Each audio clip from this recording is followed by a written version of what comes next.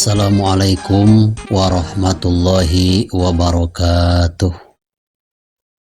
Alhamdulillahilladzi qala fi kitabihil karim.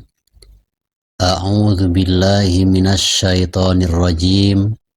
Bismillahirrahmanirrahim. Wa kallamallahu Musa taklima. Shadaqallahul azim. Wa ma'nahu wallahu a'lam bil murad. Allahumma inna nas'aluka an taj'ala fi qulubina ma'rifatal awliya waj'alna biha musahibal hidayah wa syauqal muhibbina ila liqa'ika wa yaqinal mutawakkilina 'alaika wa rajahum bi rahmatika ya arhamar rahimin. Wa sallallahu ala sayidina Muhammad wa ala alihi wa sahbihi wasallam, amma ba'du. Faqala Syekh Ibrahim al-Bajuri wa yajibu fi haqqihi ta'ala al-kalam wa huwa sifatun qadimatun qaimatun bidzatihi ta'ala wa laysat biharfin wala sautin wa diduha al-bukmu. Wa dalilu ala dzalik qauluhu ta'ala wa kallamallahu Musa taklima. Sahabat channel Rahmatul Ummah yang saya cintai dan Allah muliakan, kita lanjutkan bahasan channel Rahmatul Ummah, melanjutkan tentang bahasan yang tertunda, membahas tentang sifat yang wajib di Allah nomor ke-13, yaitu sifat kalam. Wajib kita meyakini bahwa Allah Subhanahu wa Ta'ala adalah berbicara, mustahil bisu. Jadi wajib kita meyakini dengan seyakin-yakinnya tanpa keraguan Allah itu berbicara. Karena Allah Subhanahu wa Ta'ala berfirman dalam surat An-Nisa ayat 164, wa kallamallahu Musa taklima, dan Allah telah berbicara kepada Nabi Musa secara langsung dengan bicara yang sebenarnya. Maka dengan adanya surat An-Nisa ayat 164 ini berarti membuktikan Allah itu berbicara. Lawan daripada berbicara adalah al-bukmu, adalah bisu. Jadi wajib bagi Allah mempunyai sifat kalam, berbicara. Lawan daripada kalam adalah wadiduha al-bukmu, yaitu bisu. Mustahil bagi Allah Subhanahu wa Ta'ala mempunyai sifat bisu. Karena apa? Bisu itu bisa ditimbulkan karena penyakit, ataupun bawaan karena lahir. Ataupun bisu itu karena penyakit stroke kalau sekarang tidak bisa bicara. Mustahil Allah Subhanahu wa Ta'ala kena dengan bisu, karena Allah berbicaranya bukan dengan mulut tapi dengan kalamullah, dengan kalamnya Allah Subhanahu wa Ta'ala. Apakah beda pembicaraan kita dengan pembicaraan Allah? Mari kita simak satu persatu. Dalam kitab Tijan, pembicaraan Allah itu merupakan sifat kalam. Sifat kalam Allah Subhanahu wa Ta'ala, bicaranya Allah itu bukan diberikan oleh yang lain. Lain lagi, bisa bicaranya kita sekalian karena diberi bisa bicara oleh Allah. Kalau Allah Subhanahu wa Ta'ala maha bicara, tidak diberikan kepada yang lain. Juga pembicaraan Allah tidak ada awal dan tidak ada akhir. Kalau pembicaraan manusia itu ada awal sejak lahir, dan ada akhir ketika kematian. Sedangkan zat Allah itu kalamnya, kalamullah itu tidak ada awal dan tidak ada akhir.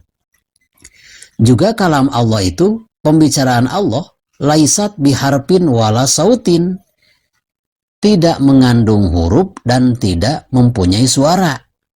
Nah, supaya kita jangan pusing memikirkan ini, katanya Allah itu bicara. Sedangkan bicara itu dinamakan kalam. Kalam itu harus ada huruf yang keluar dari mulut dan harus kedengaran suaranya. Karena kalau tidak kedengaran suaranya itu adalah bukan bicara, tapi isyarat.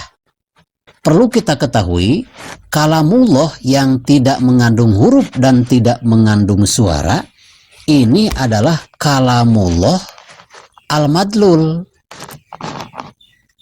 Apa yang dimaksud dengan kalamullah al-madlul? Nah, kita bahas lagi kalamullah yang kedua, yaitu ada kalam dal. Jadi firman Allah atau pembicaraan Allah itu terbagi dua. Yang pertama, kalam madlul, yaitu tidak mengandung huruf dan tidak mengandung suara. Ada lagi kalam dal. Kalau kalam madlul adalah yang ditunjukkan, kalau kalam dal adalah yang menunjukkan. Ini berbeda. Yang dimaksud dengan kalamullah laisat biharfin wala sautin, ini kalamullah yang tidak mengandung huruf dan tidak mengandung suara. Itulah kalam madlul. Adapun kitab suci Al-Quran yang suka kita baca, itu disebutnya kalamullah ad-dal. Firman Allah yang menunjukkan kepada kalamullah yang tidak punya huruf dan tidak punya suara.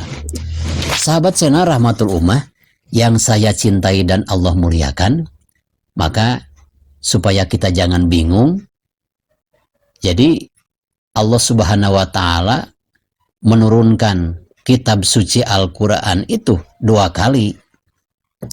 Yang pertama dalam surat Al-Qadar, inna anzalnahu fi lailatul qadr wa ma adraka ma lailatul qadr ila akhir ayat. Sesungguhnya kami yang agung telah menurunkan kitab suci Al-Quran pada malam Lailatul Qadar. Lalu di ayat yang lain, syahrul Ramadan alladzi unzila fihil Qur'an hudal linnas wa bayyinatin minal huda wal furqan.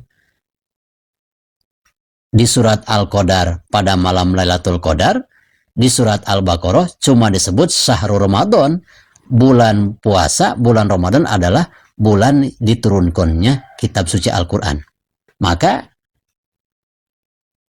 malam Lailatul Qadar itu pertama kali Allah Subhanahu wa Ta'ala menurunkan kitab suci Al-Quran yang tanpa huruf dan yang tanpa suara, yang dinamakan kalam madlul, yang ditunjukkan. Dari mana? Dari Lauhil Mahfud ke Baitul Izzah. Baitul Izzah itu di mana? Di langit yang pertama. Jadi di langit pertama itu ada satu tempat penyimpanan kitab suci Al-Quran yang tidak punya huruf dan tidak punya suara. Sekaligus dari Lauhil Mahfud tidak diperinci, tidak satu ayat, tidak satu surat, sekaligus dibawa oleh malaikat Jibril. Sedangkan kitab suci Al-Quran yang suka kita baca itu bukan kalamullah al-madlul, tapi kalamullah dal. Dal itu apa? Yang menunjukkan. Kalau kita mau membaca kitab suci Al-Quran yang tidak punya huruf dan tidak punya suara, maka hendaklah kita membaca kitab suci Al-Quran. Kitab suci Al-Quran yang diturunkan kepada baginda Nabi besar Muhammad SAW menunjukkan isi daripada kalamullah al-madlul yang diturunkan pada malam Lailatul Qadar dari Lauhil Mahfud ke Baitul Izzah langit pertama. Adapun yang kedua, ada juga kalamullah al-munazzal ala Nabi SAW al-muta'abbad bitilawatihi. Sedangkan Al-Quran yang suka kita baca itu adalah firman Allah yang diturunkan kepada baginda Nabi besar Muhammad SAW yang menjadi ibadah ketika dibacanya. Nah, itu diturunkannya bukan pada malam Lailatul Qadar, tapi tanggal 17 Ramadan, waktu baginda Rasul dinobatkan jadi seorang utusan Allah. Ketika genap usia baginda Rasul 40 tahun di Gua Hiro, saat beliau sendiri didatangi oleh malaikat Jibril dan membawa ayat yang pertama, Iqra bismi rabbikal ladzi khalaq, khalaqal insana min alaq, Iqra wa rabbukal akram, alladzi 'allama bil qalam. Jadi ayat-ayat suci Al-Quran atau kalamullah yang diawali dari susunan bacaannya, susunan suratnya, dari surat Fatihah, surat Al-Baqarah, surat Al-Imran, Al-Maidah, dan surat An-Nisa, juga 114 surat. Yang nomor terakhir adalah surat An-Nas.